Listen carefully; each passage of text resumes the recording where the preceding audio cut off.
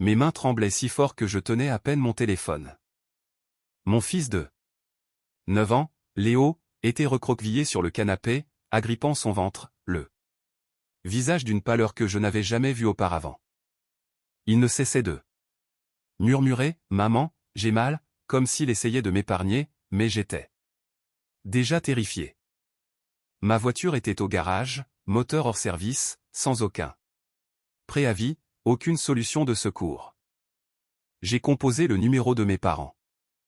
Ma mère a décroché à la 3e sonnerie, d'un ton agacé. « Qu'est-ce qu'il y a ? » ? « Maman, j'ai besoin de la voiture, s'il te plaît. Il souffre énormément, je pense que quelque chose ne va pas. Je dois l'emmener aux urgences immédiatement. » Il y a eu un silence, puis un soupir. « Ce n'est pas mon problème. Débrouille-toi. Ta sœur a une réunion importante, elle a besoin de la voiture. » J'ai cligné des yeux, pensant avoir mal entendu. « Maman, il a 9 ans. Et la carrière de ta sœur compte. Ne recommence pas avec ça. » En arrière-plan. J'ai entendu la voix de ma sœur, calme, insensible, « Dis-lui que je ne peux pas être en retard. » Quelque chose en moi s'est figé. J'ai regardé mon fils. Encore plus recroquevillé, essayant de ne pas pleurer. « D'accord, » ai-je dit. Doucement avant de raccrocher. Pas de cris, pas de supplications, rien. J'ai repris mon téléphone, mais pas pour les rappeler. Car à cet instant, j'ai réalisé une chose que j'aurais dû voir depuis des années. Cette fois, je ne l'oublierai pas. J'avais déjà vécu cela. Pas l'hôpital, pas la panique, mais leur manière de toujours choisir ma sœur. À chaque fois.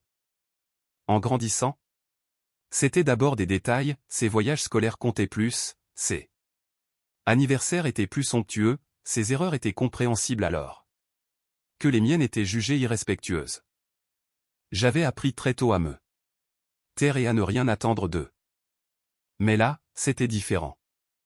J'ai enveloppé mon fils dans une couverture et j'ai couru dehors, les mains tremblantes pour commander un VTC. Aucun chauffeur disponible, juste un écran qui tournait en boucle et ma peur qui grandissait. Maman, sa voix a craqué derrière moi. Je n'ai plus attendu. J'ai couru chez mon voisin, Monsieur Kahn, et j'ai frappé à sa porte comme pour l'enfoncer. Il a ouvert, surpris. Un coup d'œil à mon fils a suffi, il n'a posé aucune question. Monter. Le trajet a semblé interminable. Chaque feu rouge me semblait être une attaque personnelle. Je surveillais mon fil à l'arrière, les yeux mi-clos, la respiration saccadée. « Reste avec moi. Mon cœur. » Encore un peu, murmurai-je. À l'hôpital, ils l'ont pris en charge. Immédiatement. Les heures se sont confondues, examen, infirmière, attente. Un médecin est enfin sorti, l'air grave. « Vous l'avez amené juste à temps. » a-t-il dit. Ma poitrine s'est serrée. Si vous aviez attendu plus longtemps. Cela aurait pu être bien pire. J'ai hoché la tête lentement, mais à l'intérieur, quelque chose avait basculé. Alors que j'étais là, tremblante, à repasser le film de la soirée, j'ai compris que ce n'était plus seulement de la négligence. C'était tout autre chose. Le lendemain matin, mon téléphone a commencé à sonner. Je n'ai pas décroché. 1 fois, 2 fois, 10 fois. Arrivé à 38 appels manqués, j'ai simplement regardé l'écran et je l'ai laissé s'éteindre. Mon fils dormait à côté de moi, stable, au milieu du bip régulier des machines. J'aurais dû ressentir du soulagement. Au lieu de cela, j'ai ressenti une clarté absolue. Pas de colère, pas de cris, juste de la clarté. J'ai ouvert mes messages. Maman, rappelle-moi immédiatement. Papa, tu joues encore la comédie. Ma sœur, j'espère que tu ne vas pas en faire une affaire personnelle. J'ai failli rire. À propos de moi. J'ai regardé mon fil, Sa petite main posée sur la couverture, le cathéter scotché à son bras. Cela n'a jamais été à propos de moi, et c'est là que j'ai réalisé, ça ne l'a jamais été. Je n'ai répondu à personne. Au lieu de cela, j'ai commencé à réfléchir, vraiment. J'ai tout repassé en revue. L'appel, leur ton, la façon dont ils n'ont pas hésité une seconde. Aucune inquiétude, aucune remise en question, juste une décision froide, comme si nous n'avions aucune importance. Mon téléphone a vibré à nouveau. Cette fois, je l'ai pris, mais pas pour répondre. J'ai ouvert une application de notes. Des noms, des dates, des moments. Chaque fois qu'il l'avait choisi. Chaque fois que j'étais restée silencieuse. Je ne réagissais plus. J'accumulais. Car pour la première fois de ma vie, je n'essayais pas d'être comprise. Je me préparais à couper les ponts. Je ne suis pas rentré chez moi tout de suite. Une fois mon fils sorti, je l'ai emmené dans un endroit calme, une petite location que j'avais réservée pour quelques jours. J'avais besoin d'espace, pas seulement d'eux, mais de tous ceux que je croyais savoir. Ce soir-là, pendant qu'il dormait, j'ai ouvert mon ordinateur. Je ne sais pas ce qui m'a poussé à vérifier. Peut-être l'instinct. Peut-être des années de silence qui se brisaient enfin. Je me suis connecté au vieux compte familial auquel mon père m'avait ajouté, pour les urgences. Avait-il dit. Ce que j'ai trouvé ne ressemblait pas à une urgence. C'était un plan. Des transferts de propriété, signés des semaines plus tôt. La maison, la résidence secondaire, même le compte épargne que ma mère appelait « sécurité familiale ». Tout avait été transféré au nom de ma sœur. J'ai fixé l'écran. Relisant encore et encore, comme si les mots allaient changer si je clignais assez des yeux. Mais non. Il y avait aussi des notes, brèves, glaciales. Mieux vaut sécuriser le tout au plus vite. Elle comprendra avec le temps. Ma poitrine s'est serrée, mais aucune larme n'a coulé. Soudain, tout prenait sens. Le dédain, le ton, la façon dont ils n'avaient même pas fait semblant de se soucier de mon fils. Ils avaient déjà fait leur choix bien avant ce coup de fil. Bien avant cette nuit-là. J'ai fermé l'ordinateur et je me suis adossé au fauteuil, fixant l'obscurité. Je n'étais plus choqué. Je n'avais plus mal comme avant. Cette fois, j'étais certaine, ce n'était pas de la négligence. C'était une trahison, préméditée, signée et scellée. Et maintenant, c'était à moi de répondre. Je ne les ai pas confrontés, pas ce jour-là, ni le suivant. Je les ai laissés appeler. 38 appels sont devenus 50, puis 60. Les messages vocaux s'accumulaient, ma mère devenant irritée, puis inquiète, puis soudainement douce. Mon père a tenté l'autorité, puis la bienveillance feinte. Ma sœur, elle, ne s'est jamais excusée. Tant mieux. J'avais besoin qu'ils restent exactement comme ça, confortablement installés dans leur version de l'histoire. Je me suis assise à la petite table de cuisine, ordinateur ouvert, papiers étalés comme un puzzle. Chaque document trouvé, je l'ai sauvegardé. Chaque transfert, chaque signature, chaque date. Je ne devinais plus rien. Je construisais un dossier. J'ai pris contact discrètement avec des avocats et des experts financiers. Je n'utilisais pas mes comptes habituels. Ils pensaient que j'étais émotionnel. Brisé, encore en attente de leur approbation. Cette illusion était l'outil le plus utile qu'il m'ait jamais donné. La nuit, je regardais mon fils dormir. Sa respiration enfin stable. C'était toute la confirmation dont j'avais besoin. Il ne s'agissait pas de marquer des points, mais de m'assurer que personne ne puisse jamais le mettre dans cette position. Mon téléphone a vibré. Maman?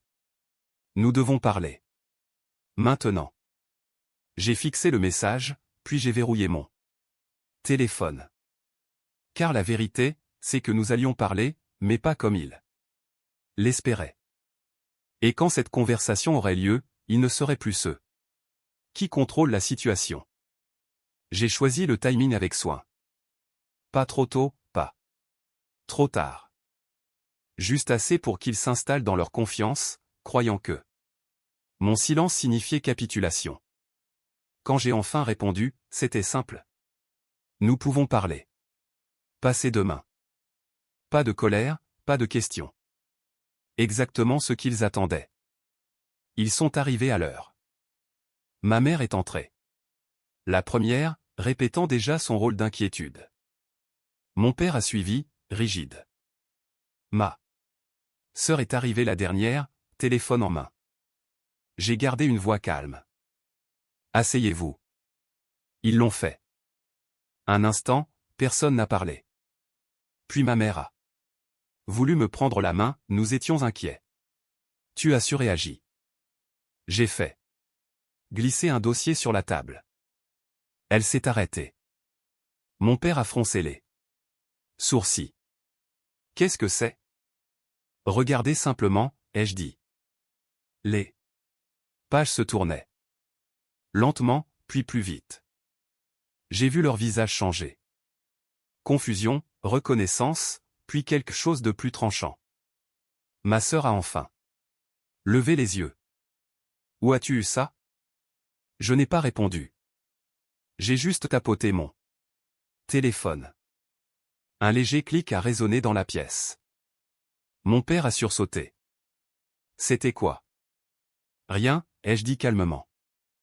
Juste pour être sûr de ne rien oublier de cette conversation. Un silence lourd s'est installé. Il était venu en pensant que tout reposait sur mes émotions, sur mon hypersensibilité. Mais là, il faisait face à des preuves. Et sans s'en rendre compte, ils ont commencé à dire exactement ce dont j'avais besoin qu'ils disent. Mon père s'est raclé la gorge. Cela ne signifie pas ce que tu penses. Je n'ai pas interrompu. Ma mère feuilletait à nouveau les papiers, les mains tremblantes. Nous protégions la famille. Tu as toujours été imprévisible. Imprévisible? J'ai failli sourire.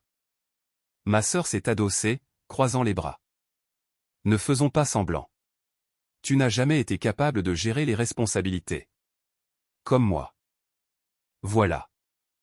C'était dit, clair, net, enregistré. J'ai tapoté mon téléphone, sans rompre le contact visuel. Répète ça. Elle a hésité. Trop tard. Mon père a frappé la table. Ça suffit. Tu exagères tout. Nous avons fait ce qu'il y avait de mieux. Pour qui, ai-je demandé doucement. Silence. Personne n'a répondu. J'ai glissé un dernier document sur la table. Il ne l'avait jamais vu.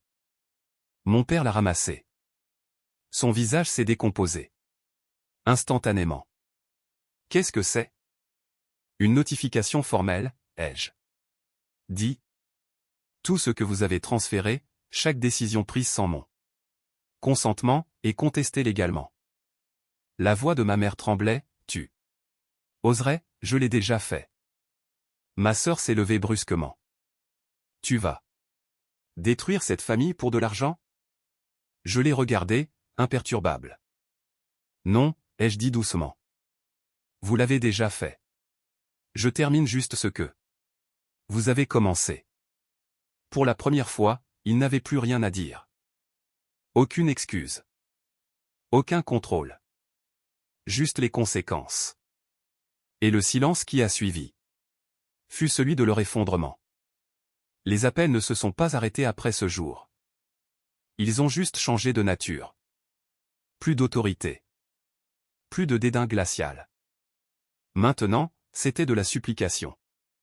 Ma mère a laissé de longs messages vocaux, sa voix plus douce que jamais. Mon père essayait d'avoir l'air raisonnable, parlant d'unité familiale, comme si ce n'était pas eux qui l'avaient brisé. Même ma sœur a appelé une fois. Je n'ai pas répondu. Pas par colère, mais parce que j'en avais fini. La procédure judiciaire a suivi son cours, calmement. Certaines choses ont été annulées, d'autres non. Cela n'avait plus autant d'importance que je l'imaginais, car le vrai changement avait déjà eu lieu en moi. Je n'attendais plus leur approbation. Je ne m'expliquais plus. Un soir, j'étais assise sur le canapé, regardant mon fils rire devant la télévision. Son visage était détendu, en sécurité. Ce même enfant qui murmurait de douleur quelques jours plus tôt semblait enfin redevenu lui-même. C'est à ce moment-là que je l'ai réalisé. C'était la seule chose qui comptait. Pas la maison. Pas l'argent. Lui. Mon téléphone a vibré sur la table.